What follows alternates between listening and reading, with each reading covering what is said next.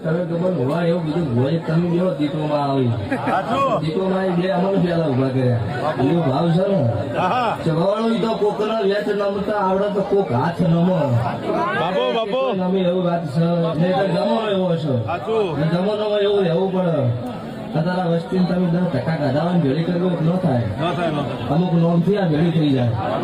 એટલે મારા દેવમાં તો તાકાત છે પણ મારા નોમમાં આટલી તાકાત છે સ્વભાવની એટલે મજા કોઈ જોવા આવ્યું છે કોઈ ભળવા આવ્યું છે કોઈ મારા દેવની આશી લેવા આવ્યું છે જેવું ધારીને આવ્યું એવું પૂરું કરશે